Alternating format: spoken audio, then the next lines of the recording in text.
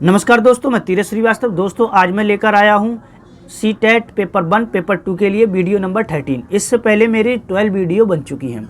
दोस्तों पेपर 1 हो या पेपर 2 हो, उनमें ये सब क्वेश्चन आते हैं। जब भी पेपर 2 के क्वेश्चन जो टॉपिक अलग हैं वो आएंगे तो मैं आपके लिए बता दूंगा।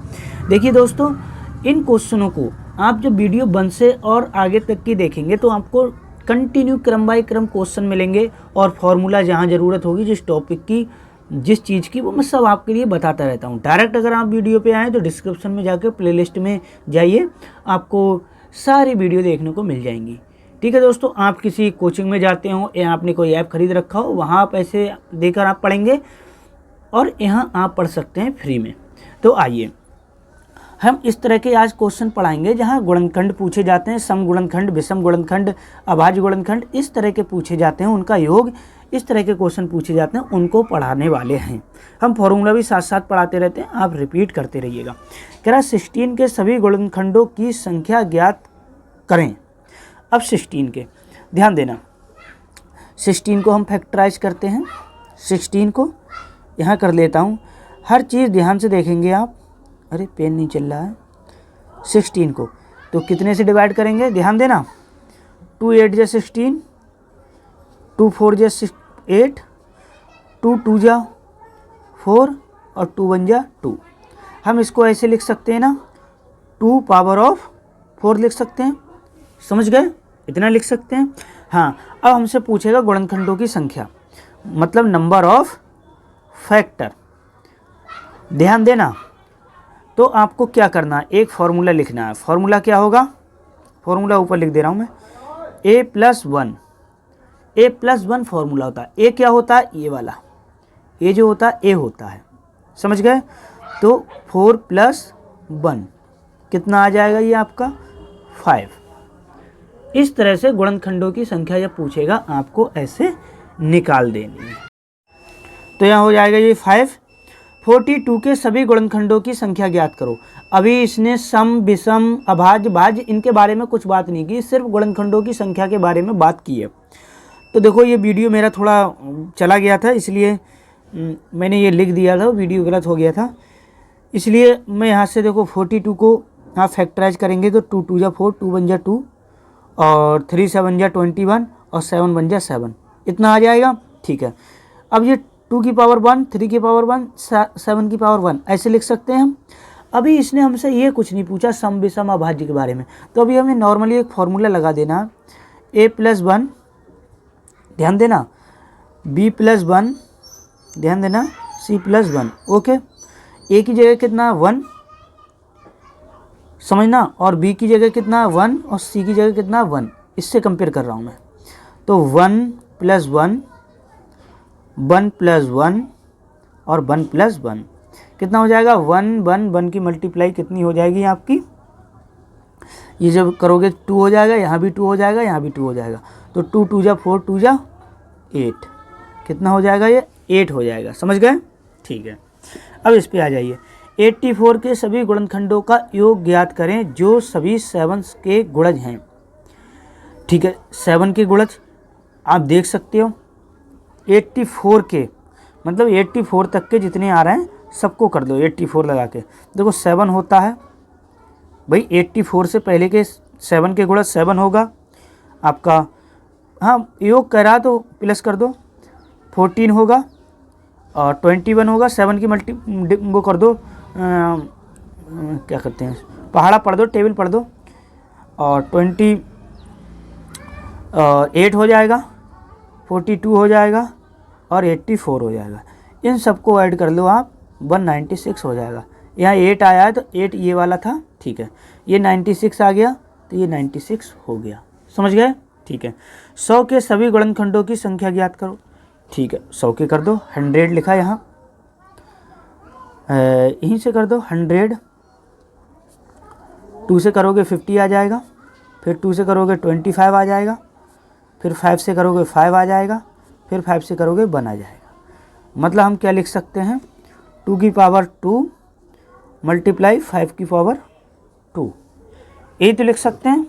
ठीक है, हाँ, अब वही फॉर्मूला है, a+1 लिख दो, a+1 मल्टीप्लाई b+1 ठीक है।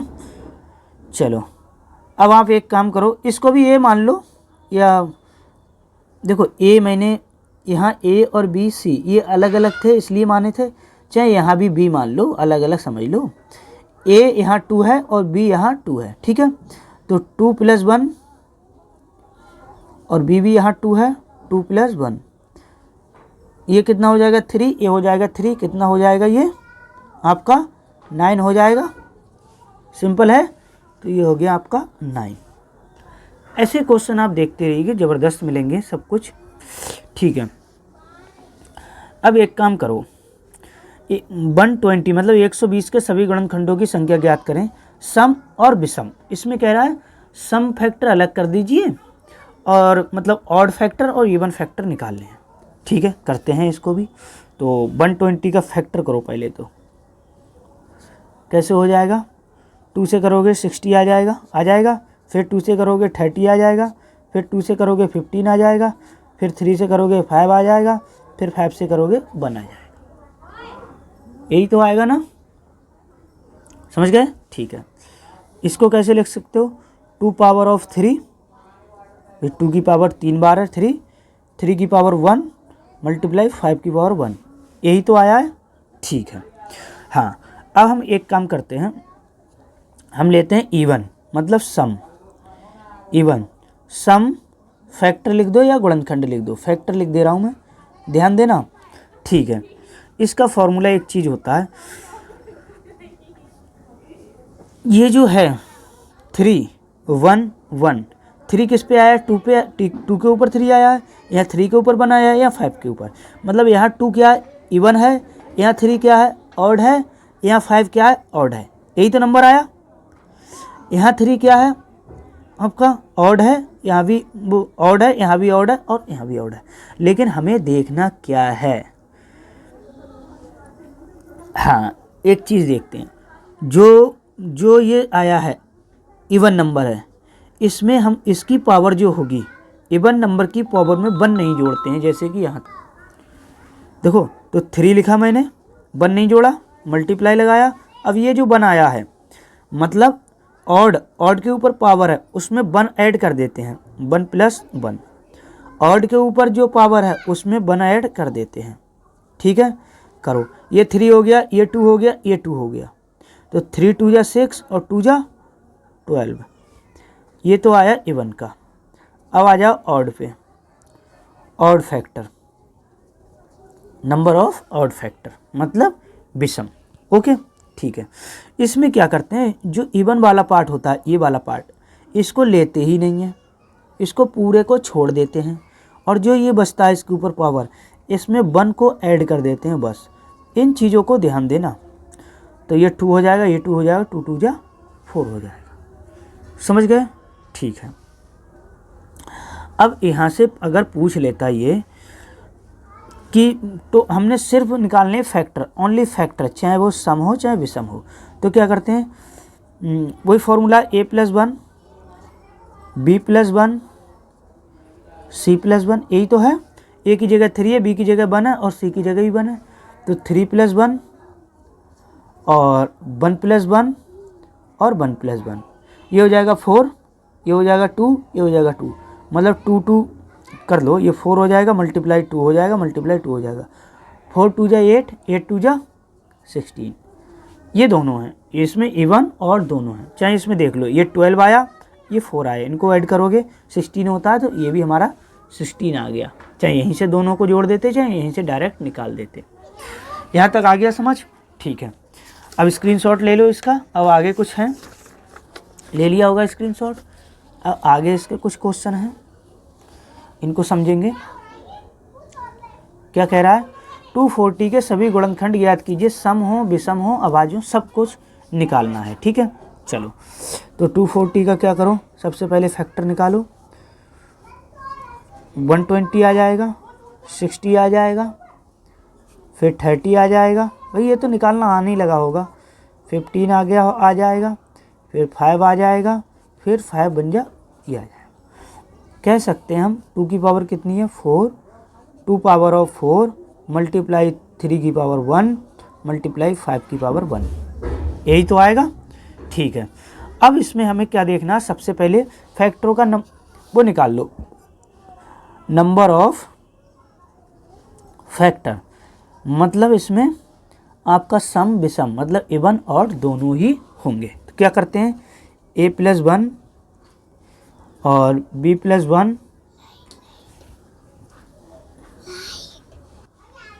और c+1, a की जगह 4 है, b की जगह 1 है, c की जगह 1 है, तो 4+1 1+1 और 1+1, ठीक है। ये हो जाएगा 5, ये हो जाएगा 2, ये हो जाएगा 2, तो कितना हो जाएगा 20।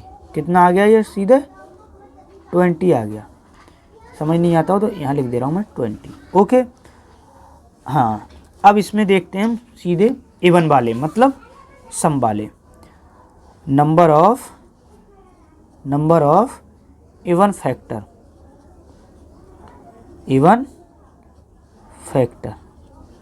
चलो उसका तो मैंने आपको फॉर्मूला भी बताया था।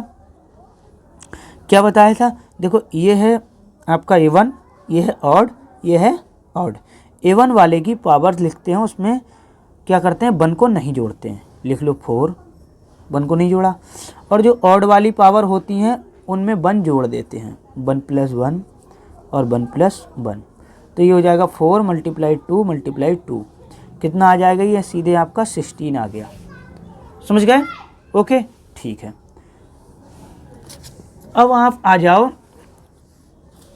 ऑड पे, नंबर ऑफ ऑड फैक्टर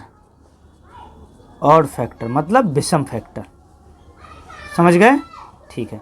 इसमें मैंने आपको बताया था कि ये जो पावर होती है जिसको ये जो होता है इवन, इसके पूरे पार्ट को लेते ही नहीं है, इधर वालों में 1 जोड़ देते हैं, तो 1+1 और 1+1, ये हो जाएगा 2, ये हो जाएगा 2, 2 × 2 हो जाएगा कितना 4, ठीक है।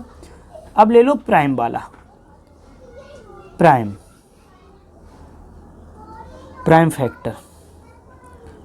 फैक्टर जब आ जाए आपका, तो आपको क्या करते हैं, सारी पावरों को सीधे सीधे ऐड कर देते हैं। इसके ऊपर 4 है, इसके ऊपर 1 है, इसके ऊपर 1 है, तो 4 + 1 + 1 कितना हो जाएगा, ये सीधे 6